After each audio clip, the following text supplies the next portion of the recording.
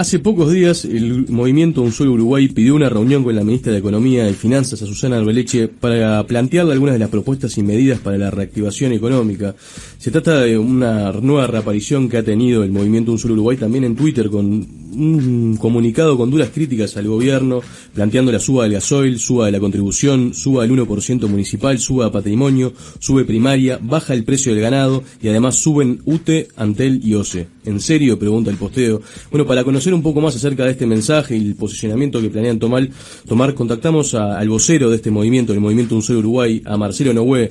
Nogué, muy buenas tardes, gracias por atendernos. Muy buenas tardes, muchas gracias por llamar. No hay de qué, un posicionamiento bastante duro que salieron con un posteo ayer en redes sociales. ¿Cuál fue el motivo? ¿Cuál es el planteamiento que intentan hacer ahora? Bueno, el posteo de ayer básicamente plantea una situación que se está viviendo en el sector agropecuario, que se han dejado sin efecto algunas medidas que venían estando arriba de la mesa, que era, por ejemplo, la posibilidad de que los productores que tributan por IMEVA, que son el 90%, los productores que facturan menos, los más chicos, pudieran descontar el IVA del gasoil. Por lo tanto el IVA pasó a ser un costo de producción. Recordemos que los productos agropecuarios no tienen IVA, por lo tanto, si no se puede descontar eso, pasa a ser un costo. Situaciones, por ejemplo, como se dejó sin efecto la exoneración del 18% de contribución rural, por ende también empieza a pesar en los costos de producción. Bueno, el tan hablado 1% de la venta de ganado que va al fondo coronavirus por un año, que afecta al sector ganadero, y algunos cambios que hubieron el año pasado en lo que es catastro, en los criterios de aforo, que van a impactar directamente en los valores de patrimonio y primaria.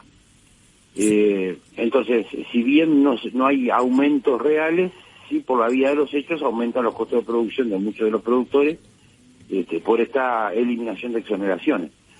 Entonces, bueno, un llamado de atención, porque en realidad aquellos que se pretenden que sean los motores de la economía que ayuden a arrancar luego de la pandemia, algunos están volviendo a cargar costos que han sido muy altos durante todos estos años. Noé, ustedes le plantearon al gobierno una serie de medidas para la reactivación económica después del coronavirus, pero por lo que nos está contando parecería ser que las mochilas del agro siguen igual o más pesadas, ¿no?, que lo que fue en la administración anterior. A ver, creo que todavía los cambios no se han visto, no se han dado, estamos esperando que esos cambios se den, la falta de competitividad sigue siendo igual. Es muy difícil hablar de estos temas en este marco de pandemia, claro, porque está claro que el sector agropecuario no paró, no frenó, por lo tanto sigue en actividad, pero ha sido un año donde muchos sectores han aumentado su endeudamiento, básicamente, por ejemplo, los agricultores de secano han aumentado sensiblemente su endeudamiento por las malas condiciones climáticas. Entonces, es bravo hoy poner arriba de la mesa estos temas, pero la realidad es que las condiciones siguen siendo muy malas, los tambos siguen con serios problemas para producir, para crecer, y muchos tamberos siguen cerrando sus puertas. Digamos que las condiciones todavía no han cambiado, así que tenemos que empezar a hablar de esto, tenemos que empezar a hablar de la necesidad de aflojarle la cincha al turismo, al comercio, porque hay que empezar a pensar en el día de mañana, ¿no? Claro. ¿Cuáles son algunos de los principales lineamientos que propone Un Solo Uruguay para reactivar la economía? Mira, tenemos una reunión pendiente con la ministra la semana que viene, que estamos coordinando. Allí queremos ir a hablar un poco del otro posteo que hicimos, que es ir a hablar de esto, de algunas medidas de apoyo al comercio, muy vinculado a lo que son los costos fijos de las tarifas públicas. Como todos saben, los comercios tienen un costo base de tarifas públicas muy alto. Cualquier tienda de ropa, cualquier almacén paga más agua que una familia que tenga una casa con jardín, solamente por tener un baño. Lo mismo pasa con la energía eléctrica. Entendemos que esto es una cuestión histórica en el Uruguay, que es momento de echar para atrás. Y algunas otras consideraciones con respecto al comercio, con respecto al turismo. Tenemos otra batería de propuestas vinculadas a lo que hace, por ejemplo, al cobro anticipado de impuestos que se hacen cada temporada, entendiendo que esta temporada es de muy alto riesgo, de mucha incertidumbre, y lo que hay que permitir es que la gente abra sus locales y sus emprendimientos sin cobrarle de antemano. Claro. De alguna forma también un Suelo Uruguay, si bien en su origen estaba muy vinculado a temas del agro y del comercio, también metiéndose en el tema turístico abre un poco más la cancha, ¿no? Desde el principio hemos hablado de todo. Recordemos que cuando se habló del tema del SITRAC para el transporte, el movimiento trabajó muy fuerte en eso. Nosotros en realidad tenemos una vinculación y estamos integrados por gente de todos los sectores de la economía.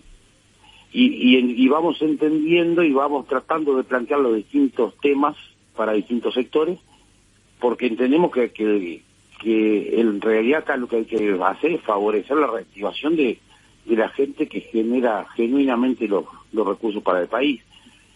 Y hoy además en este marco hay dos temas que son centrales, que es el tema de cómo hacer para que los capitales lleguen al Uruguay. Nosotros entendemos que en el caso de capitales extranjeros hay que tener criterios de desarrollo, o sea que no vengan capitales a invertir en cualquier cosa, sino en aquellos temas que son fundamentales para el país, ¿no? Porque siempre ponemos los dos mismos ejemplos de qué vale la pena que vengan capitales con beneficios fiscales a invertir en un hotel, por ejemplo en Punta del Este, cuando todos los otros hoteles tienen distintas condiciones de competitividad, por lo tanto van a perder frente a esta nueva inversión.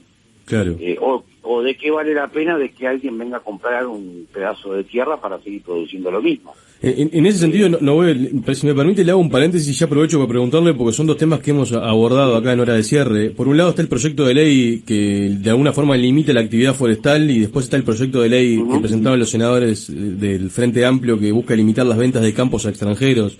¿Un Solo Uruguay tiene estudiados esos proyectos? ¿Tiene alguna postura al respecto? Volver al origen de la ley forestal.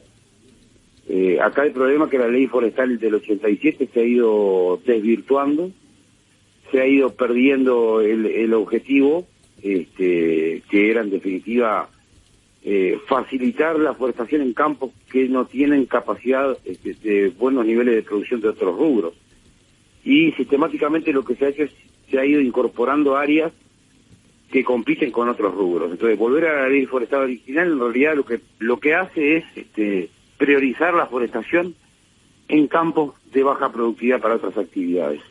¿No? Acá no nos olvidemos que a lo largo del tiempo ha habido un cambio y una incorporación de tipos de suelo, inclusive suelos, cuando se instaló Monte del Plata, se incorporaron un tipo de suelo muy vinculado a la lechería, cercanos a Colonia, los 502B, que es por una conveniencia de las plantas de celulosa. Entonces acá lo que hay que hacer es volver al origen. Hay suelo de propiedad forestal por una característica agronómica, y ahí es donde hay que priorizar. Delimitar la actividad de aquellas personas que en su derecho tienen en su campo el derecho de hacer lo que quieran, con criterios de conservación, nos parece que no corresponde. Uno de los grandes temas que tiene la forestación en el Uruguay es que no tiene que hacer plan de uso de suelo como otras producciones, o sea, que no tiene que demostrar que a lo largo de los años ese suelo se degrada o no. Entonces acá lo que hay que hacer es volver a la ley forestal y darle las mismas condiciones a todas las producciones. Por lo tanto, deberían también presentar un plan de uso de suelo. Y con la propuesta de limitar las ventas a campos a extranjeros, a personas físicas y jurídicas. Mire, yo creo que hay que buscarle la vuelta. Hoy Uruguay tiene cerca del 60% manos extranjeras. Esta venta básicamente o fundamentalmente se hizo en los gobiernos del Frente Amplio. Yo lamento mucho que esta fuerza política no haya limitado eso antes y lo proponga ahora. Creo que acá hay que ir por otro lado, que creo que hay que ir por fortalecer a la producción nacional, por fortalecer a los productores nacionales, que es otro de los temas que venimos y que pretendemos ir ahora con la ministra de Economía. Porque lo que no puede pasar en Uruguay es que nuevamente, igual que pasó del 2002 en adelante, el endeudamiento se pague con venta de tierras. Acá lo que hay que pensar es en conservar a la familia en el medio rural, en ver inclusive cómo volver a repoblar el medio rural, que Uruguay tiene de las tasas de población más bajas rurales del mundo, y por ende hay que pensar en políticas de desarrollo en ese sentido. Creo que va más por promover otras cosas que por prohibir que pase lo que ya pasó además, ¿no? Porque en realidad estaríamos prohibiendo algo que va fuera de tiempo. Claro, que llega tarde. Y claro, te diría que muchas de las ventas que hoy se puedan hacer al extranjero es de tierra de extranjeros. ¿Entendés? Entonces, porque ya la mayoría de la tierra del Uruguay está en manos de extranjeros, entonces muchas veces lo que se hace es venta entre ellos mismos. Claro. Entonces acá lo que hay que hacer es promover la producción uruguaya, permitir que la familia rural tenga condiciones de vida y de trabajo dignas, romper algunos mitos. Yo que sé, Uruguay, mentira que tiene cobertura de internet en todo el territorio. Entonces trabajemos en que haya cobertura de internet para que la gente que vive en el medio rural tenga las mismas condiciones que los que viven en la ciudad. Tengamos buenas rutas, buenos caminos, buen acceso a la educación.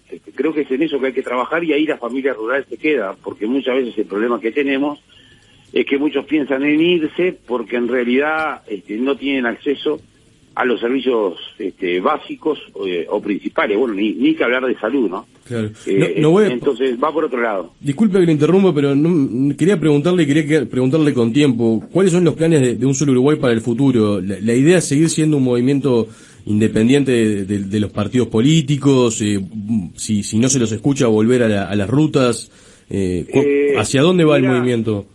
El movimiento va hacia, y lo planteamos este 23 de enero pasado, para nosotros el entre año y año es lo que hablamos los 23 de enero, es trabajar por los cambios necesarios. Y por lo tanto vamos a apoyar todo lo que implique estos cambios, y vamos a seguir trabajando en este sentido, con propuestas, con planteos coherentes, capaz que con una visión distinta, pero por lo menos tener espacios donde poderlo plantear.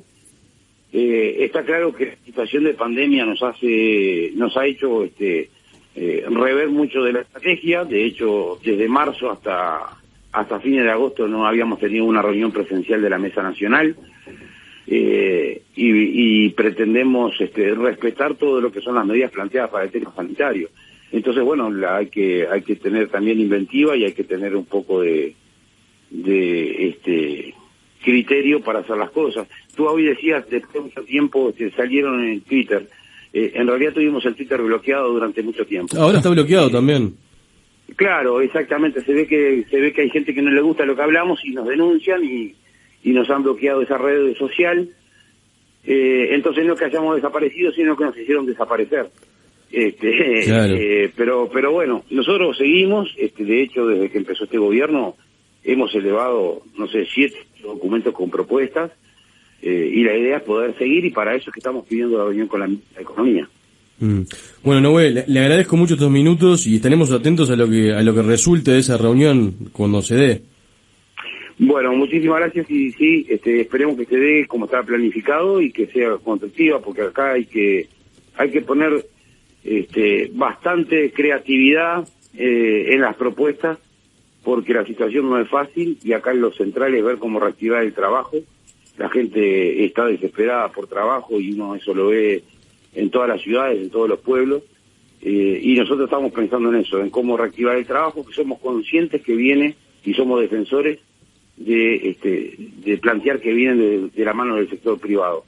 Así que la idea es poder trabajar en ese sentido y ponerle la mejor voluntad para eso. Muchísimas gracias por estos minutos, Noé. No, por favor, muchísimas gracias, a las órdenes. Era Marcelo Noé, vocero del movimiento Un Solo Uruguay en hora de cierre.